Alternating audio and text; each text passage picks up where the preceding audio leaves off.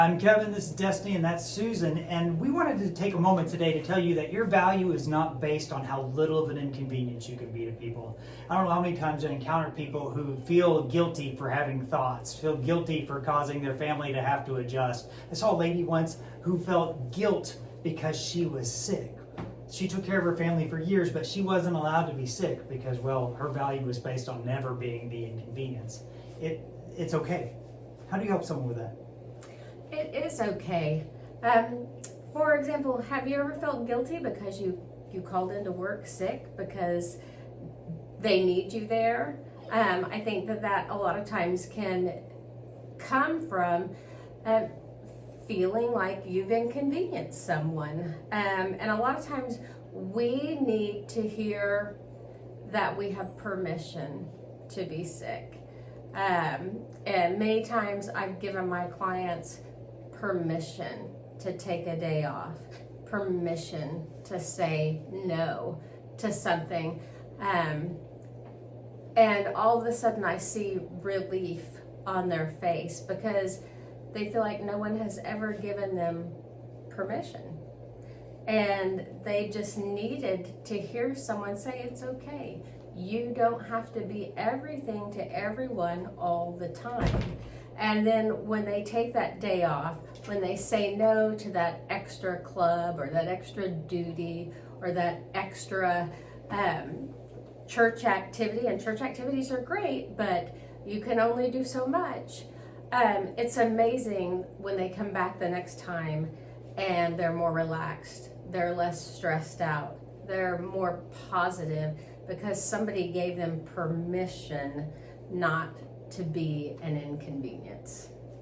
There are also a lot of times that I think we project someone else's inconvenience on them.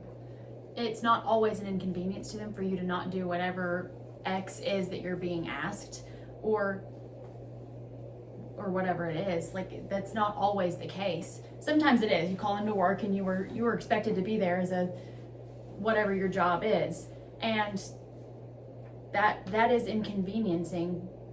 But also you're sick, and you wouldn't blame anybody else for doing the same thing. You're not different. You're worth it too. There's kind of a system of reciprocity. I mean, do you look at other people and resent them for being a person, going through life, getting sick? Do you resent them for having needs? If you do, that might be a different video and maybe some time with a counselor. But if you don't, you're probably more like most of us, where we would look at it and have grace for everybody except for us. You're allowed to have grace. A lot of times we think that the easiest person to love is the most lovable. That's not true. That can't be the standard. Maybe everybody is lovable, even whenever they're difficult, because the sum of who we are isn't just in compliance.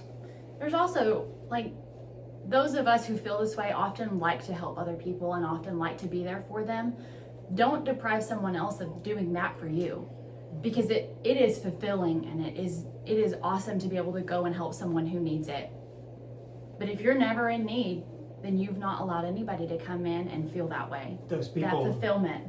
Yeah, those people go through life whenever they hit hard times thinking no one cares because no one asked, when really they've never shown vulnerability before, so why would they pick up on it now?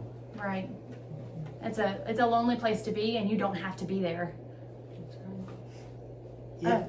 Go ahead. Well, once someone said to me, if you're doing all of the things, if you're filling all of the roles, then you're not giving someone else the opportunity to find their gift or find their value, or to fill one of those roles. So it's okay to step back and let somebody else step up once in a while. There's this core belief, I have to be good enough. And if you're having to be good enough means you're having to be compliant. If you're having to be good enough means you're never being allowed to be inconvenient. If you're having to be good enough, well, that's a deep core belief. That's one of those ones that whispers to you when you try to sleep at night or whenever you hit those points of insecurity. And if that's a place that you're at, that's a hard place to be. And sometimes having someone to talk to can help, and we would love to do that.